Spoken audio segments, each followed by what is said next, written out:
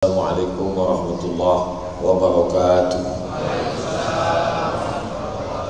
Alhamdulillah wassalatu wassalamu ala Rasulillah wa ala alihi wa sahbihi wa man tabi'ahu wa wala. Subhanaka la ilma lana illa ma 'allamtana innaka antal alimul hakim. Rabbi shrah li sadri wa yassir li amri wa hlul 'uqdatam min lisani yafqahu qawli. Bapak-bapak, ibu-ibu, alim ulama, cerdik pandai, tokoh masyarakat, hadirin hadirat, yang besar tak dihimbau gelar, yang kecil tak disebut nama, insyaallah kita semua hamba-hamba yang dimuliakan Allah Subhanahu wa taala. Amin ya rabbal alamin. Apakah benar salat kafarah yang dilakukan pada Jumat terakhir Ramadan dapat mengqadha salat tertinggal selama seumur hidup? Tak ada dalil. Siapa yang buat? Orang yang malas salat. Sah buat. Bisa minta sop kopi bahan Ustadz karena mau dilihatkan pada teman-teman. Minta dengan Ustadz Dayat. Ustadz Dayat, mana bahan Ustadz Somad tadi? Tunjukkan ke kawan-kawan, presentasikan kemana-mana. Mesti kami sebut nama Ustadz? Tak perlu. Tak perlu disebut Sami'na haddasani Abdul Somad. Tak perlu. Saya pernah dengar Haji Putih, ragu pula saya sama siapa ini. Nah begitu. Jadi baca Quran itu yang diambil sifat-sifat baiknya itu. Bagaimana sabarnya Yusuf? Bagaimana sabarnya Yusuf? Dicampakkan ke dalam sumur.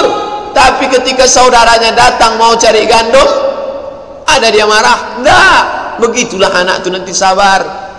Buta mata Yakub saking kan rindu kepada Yusuf. Begitu dibawakan dia, tangkap, karena di dalam tasmu ada cangkir cawan penakar gandum. Ini malingnya, tangkap. Ditangkaplah. Hukumannya apa? Bawa bapakmu kemari. Begitu dibawakan datang, apa kata Nabi Yakub? Inni la ajidu riha Yusuf. Aku mencium bau Yusuf. Ternyata ayah itu bisa mengenali anaknya dari baunya. Andai anak ibu na'udzubillah kecelakaan, apa kata dokter forensik? Kita buka wajahnya, tak perlu. Dari baunya bisa kucium, ini adalah anakku. Begitulah, inilah ajiduri. Begitu dia dapati bau Yusuf, terbuka matanya. Cinta menghilangkan kebutaan. Luar biasa. Kisah bakti Yusuf kepada ayah. Kisah bagaimana Yusuf itu saking gantengnya bagaimana? Qasta'na aydiyahunna. Perempuan-perempuan, waqalat imra'atu niswatum wa qala niswatum fil Madinah. Berkatalah perempuan-perempuan yang ada di kota Mesir, imra'atul azizi turawidu fataha. Istri raja berselingkuh sama anak muda. Panas telinga Zulaikha.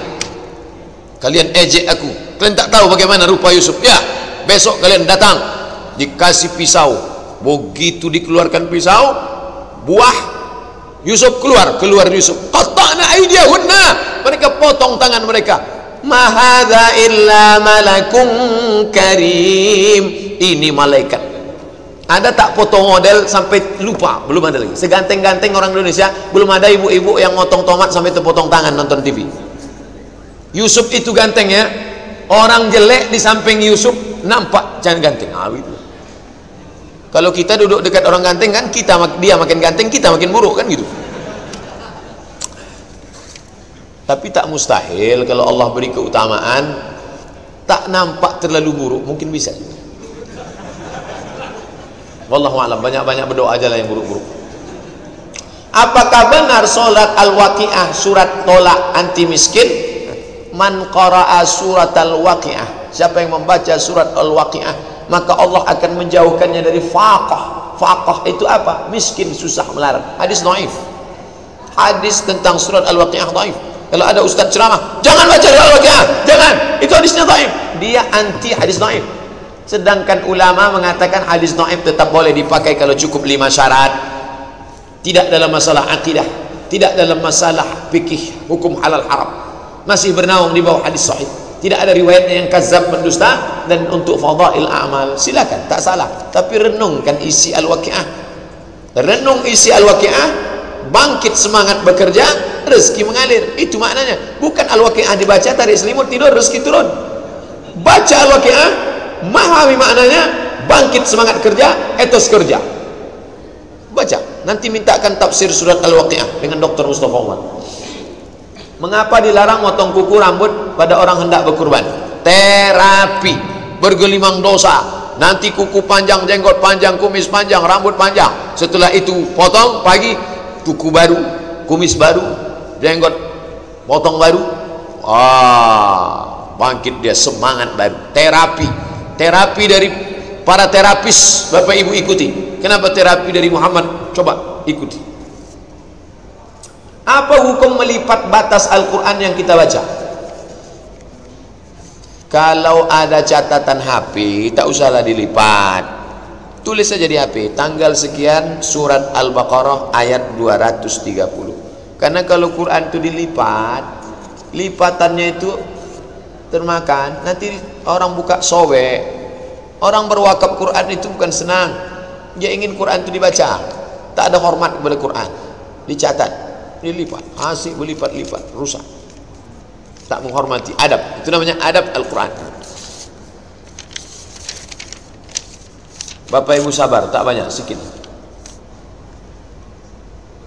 Pak Ustadz, kalau ada teman bayar hutang tapi duitnya dari cara haram, hukumnya apa? Duit urusan dia. Mau dia dari duit jual babi, mau dari korupsi, uang kan uang kita. Kalau gak sempat uang orang kita permasalahkan. Bapak jual semen, pas datang orang mau beli semen, tanya, Pak, semen berapa satu sak? 100.000. Ini Pak, ini uangnya dari judi apa dari jual babi? Yang penting itu semen kita, bukan duit dia. Semen yang kita jual halal. Uang saya waktu kamu pinjam dulu halal, balikkan duit itu halal, bukan duit dia itu kita periksa. Ustadz, haji itu wajib. Ustadz, haji itu wajib korban atau sunnah? Assalamualaikum Ustadz Abdul Somad. Haji itu wajib korban atau sunnah? Orang yang berhaji apakah wajib berkorban? Tidak. Tapi kalau dia haji tamattu sama haji kiran, dia bayar dam, bukan korban. Kalau hajinya haji ifrad, dia tak bayar. Wajib dia bayar dam. Faman lam yajid, siapa yang tak bisa bayar potong kambing, fasyamu thalathati ayyam, puasa 3 hari di sana, wa sab'atin idza raja'tum, 7 hari setelah pulang ke Pekanbaru. Tidak wajib berkorban. Tapi kalau dia mau berkorban, baik. Jadi apa, tak boleh membeli barang-barang untuk disimpan dengan tujuan nanti akan dijual lagi kalau barang-barang seperti itu sudah melambung harganya. Soalnya teman saya punya ibu, dia membeli kacang-kacangan, disimpannya kemudian dijual ketika harganya melambung. Tapi sayangnya ibunya teman saya itu ditipu. Kacang-kacangan beliau jual 10 juta diutang, tapi orang berutang itu kabur entah kemana. Orang yang menumpuk barang namanya ihtikar. Man ihtakara falaysa minna. Siapa yang menumpuk-numpuk barang, ditumpuknya beras melambung supaya harga tinggi, maka ihtikar hukumnya haram karena mempersulit orang banyak. Ditumpuk minyak goreng banyak-banyak, tak boleh. Tapi kalau dia menumpuk untuk diri dia sendiri, bukan kerja berjamaah, dia simpan lalu dia jual. Ini memang mengamalkan. Pengusaha sengaja menumpuk barang, menumpuk bensin, menumpuk minyak goreng. Setelah ini tak boleh, namanya ihtikar, tak boleh. Pak Ustadz, saya seorang TKW, kalau sholat tarawih sendirian karena nggak boleh keluar, tak punya, bagaimana hukumnya? Sholat tarawih sendirian sah. Sholat tarawih berjamaah afdal. Bedakan antara sah tak sah dengan afdal tak afdal. Sah, jangan ragu, jangan takut, tetap sholat tarawih 8 rakaat paling sedikit, 2 salam, 2 rakaat 1 salam, 2 rakaat 1 salam, 2 rakaat 1 salam, habis itu witir. Kalau tambah lagi boleh. Berapa batasan tarawih? Terserah, sebanyak-banyak tarawih. Bagaimana hukumnya berkurban dengan sistem arisan? Harga kambing 2 juta, kita ngumpul sebanyak 20 orang. Bapak 100.000, 100.000, terkumpul 2 juta. Nomor 1 Ustadz Somad, berkurban saya sekarang, berarti saya hanya baru berkurban 100.000, yang 1.900.000 ngutang. Apa hukum berkurban utang? Dibahas Imam Ibnu Taimiyah dalam kitab Majmu' Fatawa. Orang yang berkurban dengan cara ngutang, hukumnya 2. Kalau hutangnya ada yang diharapkan membayar, boleh. Kalau hutangnya la yurja ada'uhu, tak ada pembayarnya, tak boleh. Apa bedanya hutang yang ada pembayarnya dengan tak ada? Saya punya kebun sawit, kebun saya akan panen nanti bulan depan, saya pinjam duit bapak, Pak pinjam duit nanti saya bayar bulan depan. Boleh. Yang tak boleh itu, Pak pinjam duit 2 juta, pembayarnya apa? Kuserahkan sama Allah Subhanahu wa taala. Tak bisa. Boleh berkurban sedang saya di perantauan, kurban di kampung saya. Mohon jawabannya. Kalau sekeliling itu sudah ada yang berkurban, tidak melompat, ring pertama RT penuh semua udah, oke. Ring kedua RW penuh semua udah, oke. Ring ketiga desa kelurahan. Kalau masih ada di dalam itu yang tak dapat, kita alihkan keluar, lewat dari jaza qasar salat haram, maka tak boleh. Masjid ini apakah sudah kelilingnya? Insya Allah Pekanbaru ini sudah. Makanya berani Dr. Mustafa Umar, bahkan Saudi Arabia membawa kurban sampai ke Djibouti, sampai ke Afrika. Saya mau tanya, saudara saya nikah, dia seorang pengawas, dia ingin nikah pada hari Sabtu agar hari Ahadnya acara sudah selesai, hari Senin dia bisa kerja. Tapi dari pihak orang tua perempuan tak setuju, alasan hari Sabtu itu tak bagus karena laki-laki lahir hari Jumat, si calon perempuan lahir hari Minggu. Akhirnya dipilih hari Minggu, karena hari Minggu, jangan disebut Minggu, jangan Minggu. Minggu ini Domingo, menyembah Yesus Kristus. Hari Ahad asalnya lebih bagus agar rezeki lalu lancar. Saudara saya bertanya kepada saya, apakah menikah pada hari tersebut bisa menentukan nasib seorang? Inilah umat yang dihadapi Nabi Ibrahim alaihissalam. Siapa ini? Orang yang percaya kepada nujum. Nujum apa? Perbintangan, peredaran matahari, bulan, planet mempengaruhi nasib. Hari. Semua hari baik. Menikahlah. Orang yang masih percaya kepada yang begini syirik. Ada kuasa selain kuasa Allah. La haula wala quwata illa billah. Rusak imannya. Togara taubat, mandi taubat, sulat sunat taubat, bertaubat kepada Allah kalau sudah nikah. Jangan gara-gara ini nikah sekali lagi, jangan. Yang sudah nikah udahlah. Tapi bagi yang belum, nanti penentuan mau hari Senin, hari Kamis, hari Jumat. Asal jangan nikah hari Jumat jam 12. Khotib mau naik mimbar. Apa hukum merayakan kehamilan 7 bulan Pak Ustaz? Siapa yang tidak membuat 7 bulan, maka akan datang musibah. Kalau sekedar duduk, upah anak yatim, kasih makan, berdoa, minta jauh dari bala, boleh berdoa kepada Allah dengan bertawassul sedekah. Ya Allah, kalau memang aku sedekah ini ikhlas, aku bertawassul dengan sedekahku ini, bukakanlah pintu bukit ini. Terbuka. Itu dalil boleh berdoa dengan tawassul sedekah. Berkat sedekah pada anak yatim ini, mudahlah nanti melahirkan, boleh. Tapi menetapkan hari tertentu dengan amal tertentu akan datang khasiat tertentu, itu tak ada dalil. Biar mudah nanti kami undang anak yatim sebulan sekali, buatlah. Setiap bulan undang anak yatim, kasih makan, habis itu berdoa, berkat sedekah kami kepada anak yatim ini kami bertawassul dengan doa, dengan ini ya Allah maka mudahkanlah melahirkan nanti, jauhkan dari musibah, tenangkan hati. Boleh. Dalilnya hadis sahih tentang bertawassul di dalam gua ketika pintu gua tertutup batu besar. Bagaimana menyikapi orang yang mengatakan masjid Raudhah Jannah adalah masjid benar-benar masjid sunnah, jadi masjid yang lain masjid apa Pak Ustaz? Entahlah.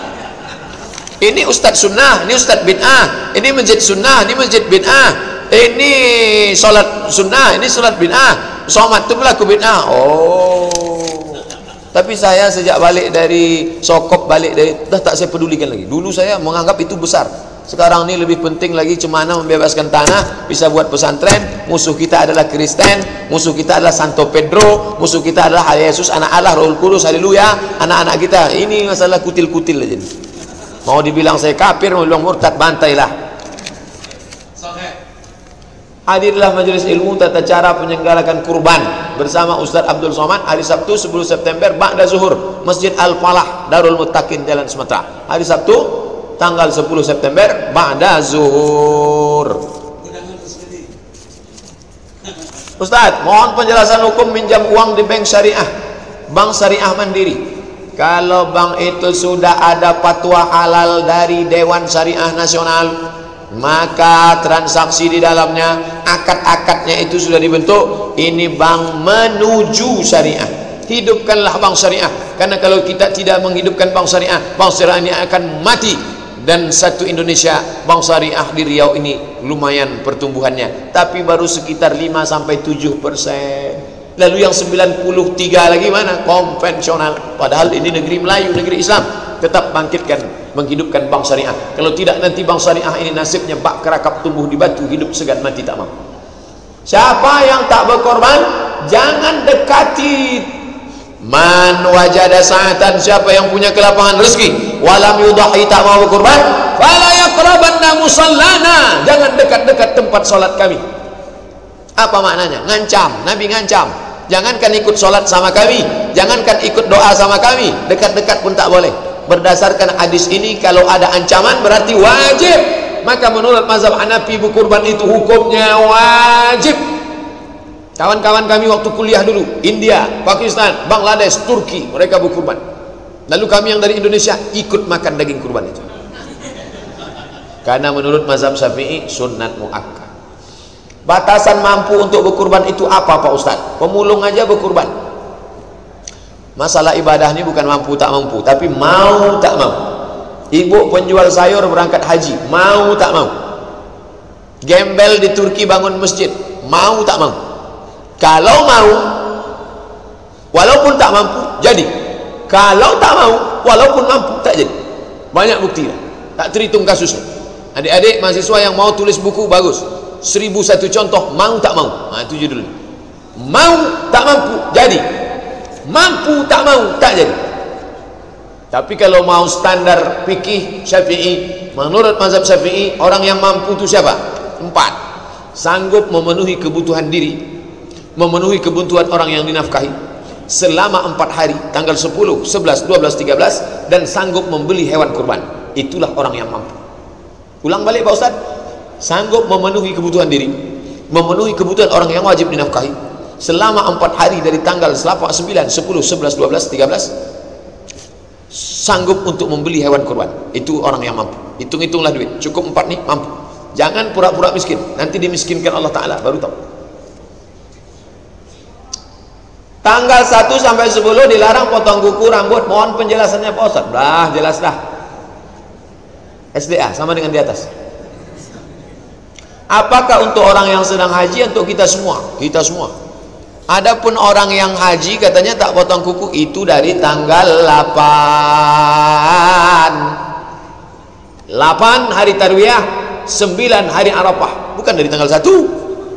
Orang haji aja itu tanggal 8. Ustaz, bolehkah kita korban untuk orang tua kita yang sudah meninggal? Boleh. Baca buku 33 tanya jawab kurban.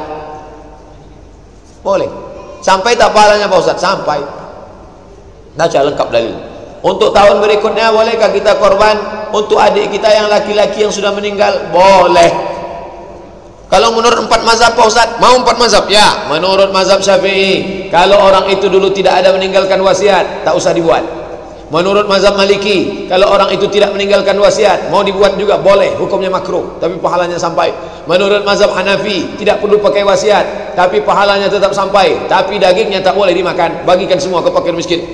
Yang paling enak mazhab Hambali, pahalanya sampai, tidak perlu wasiat, dan dagingnya boleh dimakan. Yang tak pakai mazhab Ustaz Ibnu Utsaimin, sampai pahalanya? Sampai. Gimana caranya? Apa dalilnya? Ketika Nabi motong, Allahumma adaan Muhammad wa ali Muhammad, ini kupotong untuk Muhammad dan untuk keluarga Muhammad. Padahal waktu itu keluarga Muhammad sudah meninggal dunia. Siapa dia? Khadijah. Khadijah sudah meninggal sebelum hijrah, sedangkan Nabi berkurban pada tahun kedua. Kurban diwajibkan tahun kedua, kurban disyariatkan tahun kedua.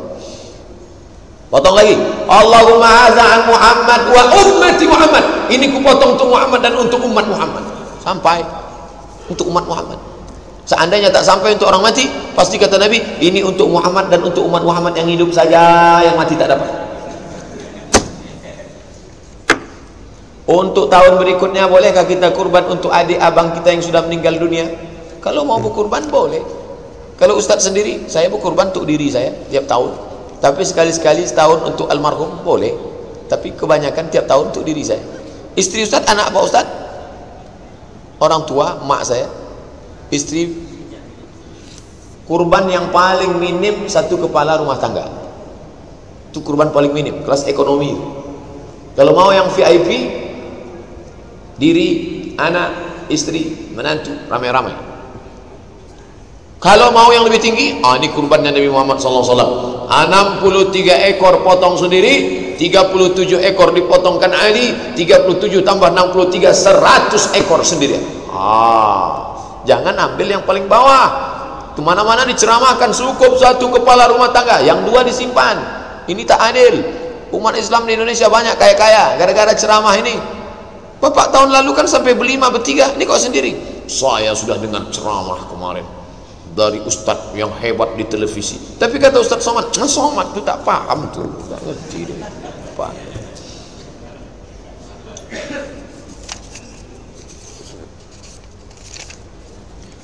Apa syarat masuk surga? Saya sholat terus, puasa Senin Kamis, duha, apalagi yang harus dilakukan? Udahlah, tunggu aja. Syarat terakhir apa? Mati. Asal mati masuk, insya Allah. Yang janjikan itu siapa? Nabi. Nabi menjanjikan. Siapa yang bersyahadat, puasa, sholat, haji, berzikir, amar ma'ruf nahi munkar, udah masuk surga. Tinggal nunggu aja. Datang panggilan, masuk. Tetangga kami Kristen semua. Bagaimana cara berbaik dengan mereka? Haruskan dengan dakwah.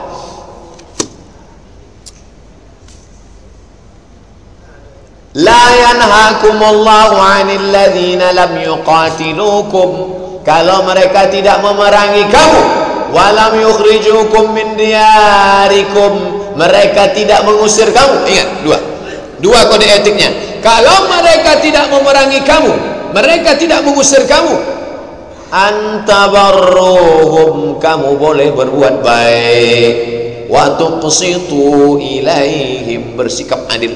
Inilah ayat yang paling sejalan. Kalau mereka tak mengusir kamu, mereka tak membunuh kamu, kamu boleh buat baik dan kamu boleh bersikap adil.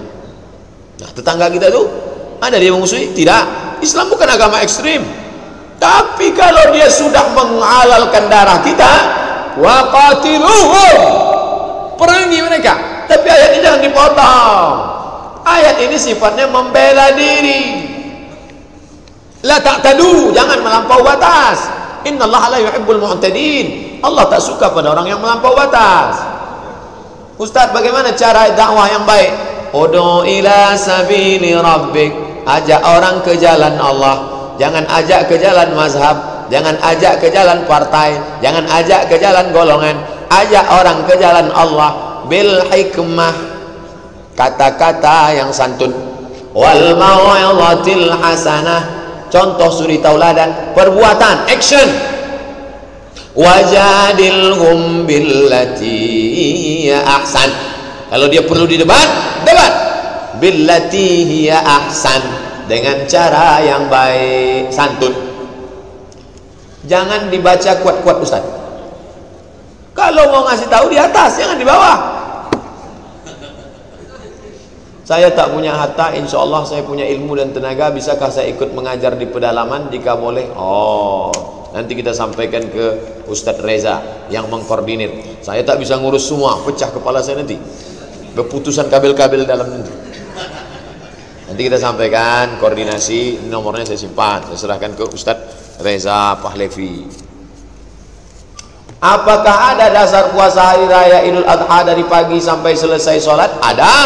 Mana dalilnya? Nabi dari sholat subuh tak ada makan apa-apa.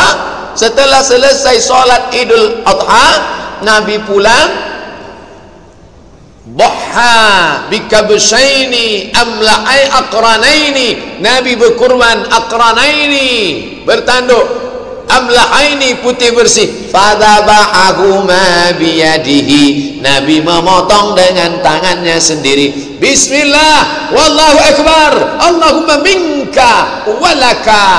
Setelah itu akala min kabidi udhiyatihi, dibelah dadanya, diambil hatinya, dipotong mutrah, sesuap. Cuci, jangan langsung tak cuci. Jangan daging, kulit daging tak cuci, karena itu darah najis, haram. Cuci bersih, kasih limau, jangan sampai bau. Panggang, setelah itu makan. Akala min kabidi, itulah makanan pertama yang masuk ke mulut Nabi. Sunnah. Jadi kalau makan lontong dulu Pak Ustaz, alhamdulillah Pak Ustaz, dari pagi tadi apapun tak ada masuk, agak 3 batang aja lah. Ketika rukuk, bolehkah posisi telapak tangan sedikit ke bawah lutut agar punggung lurus? Posisi tangan bukan dekat lutut. Sahabat sholat begini suruh Nabi naikkan. Nah, perempuan yang ke dalam, perempuan lebih tertutup lebih baik. Buka kitab Sahih Sifat Sholat Nabi Syekh Hasan As-Saqaf dari Yordania. Perempuan lebih tertutup lebih baik. Allahu Akbar, Allahu Akbar. Perempuan yang mana? Yang tertutup lebih baik. Tangan. Perempuan yang mana? Yang tertutup lebih baik. Laki-laki itu buka. Kalau tangannya di sini, gimana buka gini? Tangan di sini. Diletak di bawah Pak Ustaz supaya lutut agak punggung. Enggak. Kecuali dia sakit. Ketika rukuk bagaimana posisi siku? Lurus boleh atau ditekuk? Posisi siku naik ke atas. Posisi rukuk bagaimana posisi siku? Lurus atau boleh ditekuk? Tak boleh tekuk. Lutut tak boleh ditekuk. Lutut tak boleh ditekuk. Lutut ini tangannya tak begini. Dia dorong tangan bulat dari kan. Yang begini. Kalau keadaan sakit bagaimana? Sakit, orang sakit tak masuk situ. Anak bawah. Cerita orang sehat nih. Yang sakitnya yang di situ. Allahu Akbar. Andai diletakkan bejana di atas, tak lupa. Jangan terlalu mendongak macam unta. Jangan terlalu menunduk macam kambing jumpa rukuk. Kata andai diletakkan. Duduk. Kalau sakit tak apa-apa. Al-darurat tubihul mahzurat. Kalau darurat sakit, la yukallifullahu nafsan illa wus'aha. Ini cerita orang sehat nih. Maka terasalah tegang urat-urat saraf. Duduk. Tapi kalau orang ini, sakit. Dia tak sakit kok sampai mau begitu. Rabbal azim wa bihamdihi, Rabbal azim wa bihamdihi, Rabbal azim wa bihamdihi. Sami'allahu liman hamidah. Itu tegak. Sami'allahu liman hamidah. Rabbana lakal hamdu mil'us samawati. 3 versi. Rabbana lakal hamdu. Yang kedua, Rabbana walakal hamdu. Yang ketiga, Allahumma Rabbana lakal hamdu. Jangan heran kalau diungkap Sami'allahu liman hamidah, Rabbana walakal hamdu. Kenapa ada wanya? 3 versi. Rabbana lakal hamdu, Rabbana walakal hamdu, Allahumma Rabbana lakal hamdu. Kalau pakai bel yang merusak lagi. Setelah itu baru ujungnya sama, mil'us samawati wa mil'ul ardi wa mil'u ma syi'ta min syai'in ba'du. Masih koma tadi belum titik. Kalau bisa tolong diperagakan Pak Ustaz. Belum disuruh, dah saya peragakan. Itulah yang dapat kita kaji subuh ini. Mudah-mudahan ada manfaatnya. Mudahkan Allah Ta'ala segala urusan kita, diberikan istiqamah pada anak-anak muda kita. Subhanallah.